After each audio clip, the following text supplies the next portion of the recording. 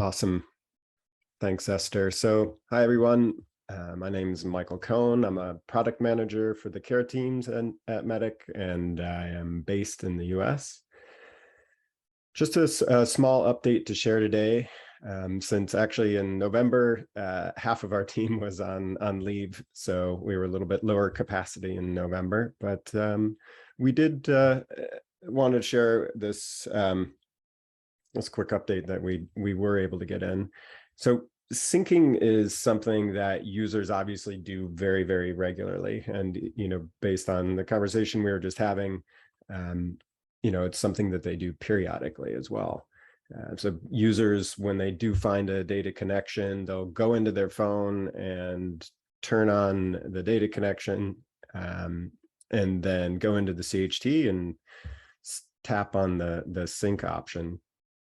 On the other hand, logging out of the app is something that they do pretty rarely, if ever, and can be disruptive if they don't remember their password or if they accidentally log off while offline, since logging in actually requires a data connection. It is possible to configure the CHT so that users don't even see the logout option, but some projects do still need this. And during some of our visits to the field, we observed that users occasionally logged out of the app accidentally when they meant to do a sync, because the options were right next to each other. So you can kind of see on the left, that's how the app used to look. And on the right, we basically moved the sync option to be further away from the logout option. It was a really quick change, but should provide a smoother experience for those users and reduce the possibility of users accidentally logging out. And this change is scheduled to be available in version 4.0 of the core framework. So yeah, that's it. There in November, we also did a bunch of kind of smaller kind of code health things, fixed the number of bugs, and added some behind the scenes functionality for monitoring and everything. And those will be in the release notes as well. But this was kind of the main user facing change that you'll see. That's it. Ashley Jones. I'm a technical product owner here based in the United States. And I was going to give a demo on the Docker helper. So last month, for those that saw it, there was a demonstration of the Docker helper. And you can see here that I've just run it. And what it's showing me is that there's the URL that I can use to launch the instance. And here's the URL to access the Futon utility to allow you to see the database, the documents, and a login and password. But some additions that I'd like to call out are that we now give you the instructions on how to manage your instance. This way you don't need to jump back to the documentation. And it includes obviously how to start an instance, how to stop an instance, and how to destroy an instance. And the destroy is quite thorough. It will not only destroy the environment variable file, but it will destroy all the containers and the data volumes. This does often need root permissions, so we prompt you for your sudo password. We give you a link to the documentation, and as always, encourage you to have a great day.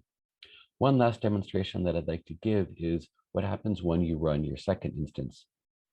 On the prior instance of in the prior version of the Docker helper, you would be prompted to resolve port conflicts by manually editing the environment variable file. And in the new version, this is now abstracted and taken care of for you. So when I start my second project here, it's going to actually check for the ports that are in use already and pick ones that are not in use. So this just alleviates any of the pains that developers face when trying to quickly set up different projects. So you can see that on the right is a list of all the containers, and there's now a whole set of containers running for my second project, and that it went ahead and did the port resolution. So this was on 10444, and before we were on 10443. So I just wanted to give a brief demo about how that's working. This is definitely the best way and easiest way to run CHT4 as everyone gets prepared to do an upgrade or to do their first deployment. This allows for local app development And as you can see, it allows you to run 2 concurrent versions if you'd like to test your differences side by side. One last thing I'd like to call out is that the HTTPS here is using a valid TLS certificate. This means that when you're doing Android phone testing, that the app can be loaded within the Android app, and it will work because it uses a valid TLS certificate, as I mentioned already. All right, that's the Docker Helper demo.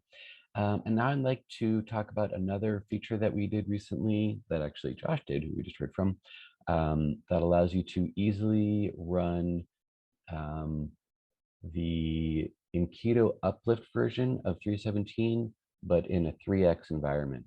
So this allows you to, without having to go and install the thing that I just mentioned, if you're already running 317 in a development environment, you can easily run a special version of 317, the feature release with the Enketo uplift, that allows you to easily test your app. So the first step is to go to documentation. You can see we have this preparing to upgrade to 4.0 guide. And this is the old version of the Docker helper, which you can see I've loaded up in preparation for starting the upgrade to 317 feature release. Now, the one trick with feature releases is you need to bootstrap it with this 40 call. So this is a command line call that we provide for you. And you can see at the bottom there that I'm passing in the explicit request to install this 317 feature release with the Enketo upgrade. You'll need to replace the URL that you see there at the top with the URL of your development instance. Once you've installed that, then you can see after logging in that this version is now running the 317 feature release. And again, this is a way of running 317 without needing to upgrade to 4.0. 4.0 has the breaking change of the Enketo uplift, which allows you to use all the new features of Enketo up to, I think, the second to most recent version. But there are some breaking changes. So this allows you to straddle that divide of still being in 317 and being able to test in preparation for 4 without actually having to run 4. And I'm going to continue on with some updates about our 4.01 release. This is a patch release. So when you see the dot version, so there's a major, minor, and patch. So the 01 means that there's been some bug fixes, and there were 3 bug fixes. There was some error loading containing forms containing the Enketo countdown widget, which was caused by the upgrade to Enketo. And so we fixed that. Calls to the deprecated transitions API caused subsequent calls to transition APIs to fail. And it was an easy fix. I think you had to restart the API, but because this was maybe not transparent to operators, we did a fix so that this no longer causes the crash and the subsequent transitions to fail. For Beacom Symbot, there was an error with SMS messaging that was also fixed. And it's noteworthy that these were the bug fix releases because these were backported to 316 and 317, which are the versions that were still under support. As we continue to progress forward, we're always dragging along the 2 most recent versions that folks may be running and get the backports. All right, I think that's it for my section, and we're going to turn it over to Josh. All right, actually, I'm gonna take over and try to screen share here and do a little bit of a live demo. I will note that Josh had URLs that will be available after the call for those that want to follow up on some of the items that Josh was discussing. So I had prepared a, oh, there's an animation. I see. There we go. I had prepared some extra questions, time filler questions. Yay! And these were questions that came up from our developers and are, I think, expose some of the newness of 4.0 and that folks may be interested in hearing being discussed. So you may have remembered that during my presentation, there was a number of containers that started up, and this is different from the way it works in CHT3. And this is talking to the microservices for CHT4. So in CHT4, everything was in a monolithic MedicOS container, and this actually contained all the microservices, but they were in the single container. And now you'll see that there's one for API, there's one for Sentinel, there's one for HA proxy, there's one for Nginx, there's one for the HA proxy health check, and there's one for the upgrade service. And if I recall, I think that's all of them. I think I saw Deanna on the call. She can come off mute as one of the key architects of this if I'm missing anything. But each of these microservices is responsible for a different part of running the CHT. So I see Josh is trying to come back. The API handles all the main calls to the CHT application. Sentinel is in charge of running transitions and background tasks that need to be handled to keep the API healthy. The Nginx is a web server that acts as a reverse proxy, allowing HTTP requests to come into the system. The HA proxy microservice is responsible for an audit log. This actually can be important in the case of needing to check what happened with the CHW or what data was sent, because it's not just logging every request, it's actually logging all the request payloads. So this means that every post with the verbose JSON documents that are being sent back and forth is actually logged in the clear to disk. It's also important to note that that's why these logs can be so sensitive, because they obviously contain all the PII and all the PHI logged to your server. Obviously, CouchDB has all the same data, but this offers it in a separate, discrete repository.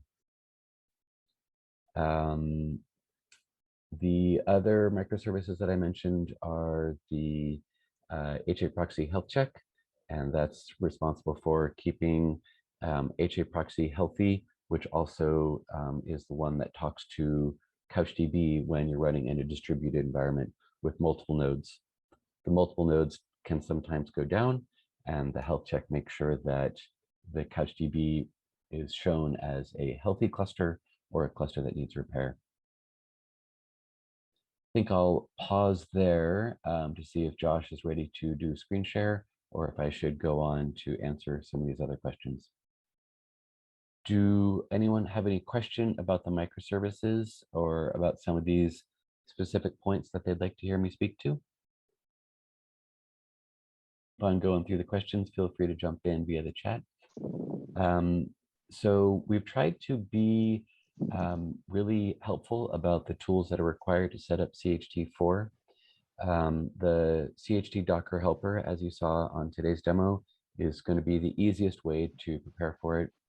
But that's for a local app developer environment, or wanting to test out CHT4 for the first time maybe. It's going to be different than someone who's doing a self-hosted setup. The self-hosted setup for CHT4 in a single CouchDB node, because remember that CHT4 introduces the ability to horizontally scale Couch. For hosting a single node, it's actually going to be the same setup as before, which there's the requirements that we publish on the minimum specifications as far as RAM and CPU and disk space. That's the same between CHT3 and CHT4 for a single CouchDB node. Things get substantially more complicated about running a multiple CouchDB nodes. And in that case, you'll need to have more machines, and maybe we should call it machines, because if you're using something like AWS or a different cloud provider, these won't be bare metal machines, though it works fine on bare metal machines. And you'll likely provision those slightly smaller than the large machine, but a little bit bigger than before.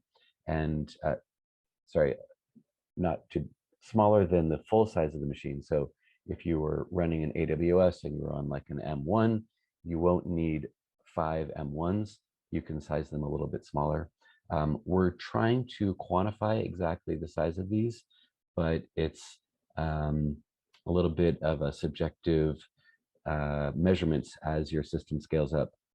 The most important thing, though, is that the jump between a single CouchDB node and multiple nodes is quite dramatic and not easy.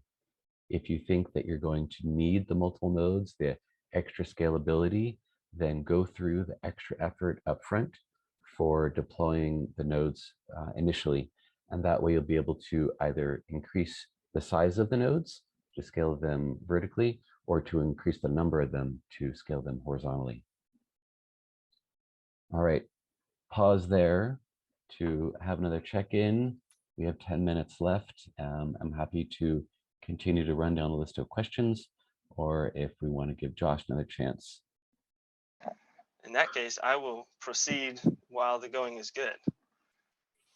So, as I was describing before, just some new in-Keto form features to point out here. The first one right off the bat is there's several new widgets that are available in the 4.x version. One of them here you see is this Likert style selector widget.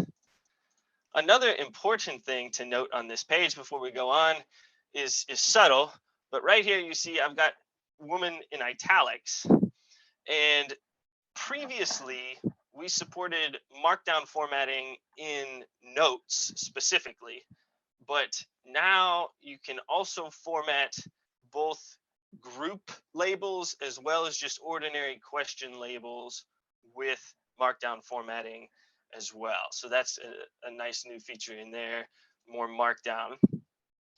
Stepping through, one of the things here I want to show is there for the select widgets, there's a new set of kind of appearance styles that's supported now, and it's variously grouped under the columns name, and you can pick how many columns you want your selection to show up in, which is handy if you want only 2 columns or more than 2, 3, 4, however many you want. What gets really cool though is, so I've got both of these set up for 3-column display, but if I end up with only 2 questions and I still have this configured for 3-column display, it does a good job of keeping everything lined up on the screen there and having a nice consistent interface instead of really having these kind of spaced differently as you go. So I really like that ability to have different numbers of selections or even variable selections like we see here, but still staying consistent. So rolling in here, I'm going to go ahead and just record a baby, because remember we are on the delivery form here. A couple of new widgets just to point out, and once again, this is not necessarily the recommended way to maybe record weight, but it's kind of an interesting example of a range selection widget. What I do like about the range selection widgets is they're really configurable. You can set minimum and maximum values, which does a good job kind of visually enforcing your constraints on that particular setup. And same thing with birth length. Once again, just a different style of widget. There's several different ways you can style these things, which is pretty cool. Then moving on into here, we're going to go ahead and just say, no, there's no problems with this particular child. And we're going to come to this last question here. Are there any other babies to record? Real quick, there's just 2 image style buttons here. Previously, we did support, having images on your select, but it always came with a little radio button there in addition. Now we have the ability to set an appearance that will clear out your radio stuff altogether, and you just get nice button style selectors. Depending on, it could be really useful depending on the situation here. But what I really want to point out, this is the coolest thing to me by far, the most powerful. If I select no, there's no more babies, and I hit next, it's going to take me on to the rest of the form. But if I select yes, what happens is I get dropped back into the same set of questions about the baby that I was just asked about. And those of you who are familiar with app development and in particular repeat groups will notice that I just did something really cool there.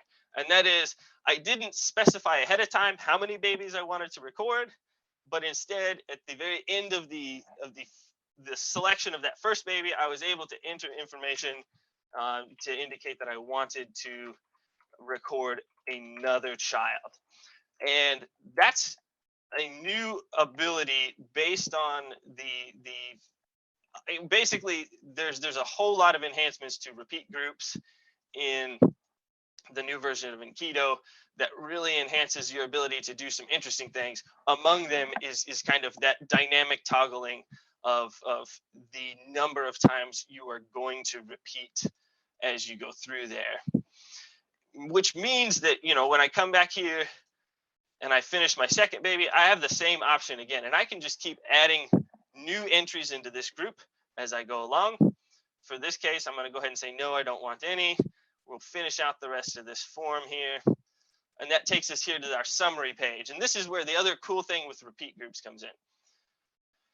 The existing delivery form doesn't have this section. I've added this new. And what you see here is both of the babies that I've added, I've got summaries for both of them, including specific information from those babies. What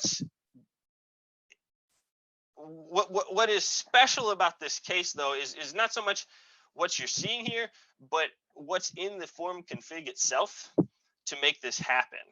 So previously, if you had kind of repeated entries, it was very, very difficult on the summary page to be able to display information from those repeated entries because the functionality didn't exist to kind of be able to pick and say, hey, I need you to list information about the first baby, and then I need to list information about the second one, and so on. Now, the repeat group functionality is all in place, so that what I can do for my summary implementation in the form config is just have a single repeat group with notes and logic in there to display this information, and I can then reference that previous repeat where I entered all of the baby information from this repeat group. So in my form config, I only have a single repeating group of notes, and it's going to repeat as many times as I have babies entered. Once again, there's no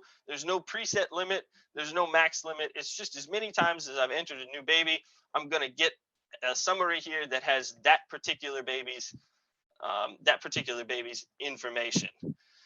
This is really cool because previously, especially for these summaries, we had there was only a really manual brute force method of just as many times as you want to go back and look stuff up, you could do it, and all kinds of different tricks to kind of make that work. But now it's going to really simplify and clean up the repeat group functionality in our form configs so that you can do a lot of powerful stuff with repeated sets of questions without having to like explode your configuration and end up with something really complex. The last thing I want to go back real quick and note is because I forgot to point this out. When we're entering the baby's information, one of the other things here, in the previous version of Enketo, you could dynamically enter entries into a repeat by using kind of the plus and minus at the bottom of the questionnaire. And some people may know what I'm talking about here. The problem with that is it only worked if all of the questions ended up on the same page. And then when you continue to click the plus button to add new entries, all the new entries would also end up on the same page. And so you would end up with a huge long page that was getting generated here. Now, with the kind of proper implementation of these repeat functionalities, as you notice, we were able to repeat across multiple pages while still being able to use some dynamic logic to tailor that length. And so we could stop when we wanted to or keep going when we wanted to. Yeah, once again, on the slide deck, there's links to this form and then links to documentation on more Enketo related stuff in the upgrade guide. So everybody kind of has an idea of how I did this, and then also just an idea of what else is out there, what else is available. And I think that takes us right up to the very end. So I don't want to share anything else for now. I suppose back to you, Esther. Unless anybody has any Josh. questions. I can see questions on the chat. Maybe you can reply to them on the chat because of time. A quick update. We have some good news. Maybe Mark, you can share.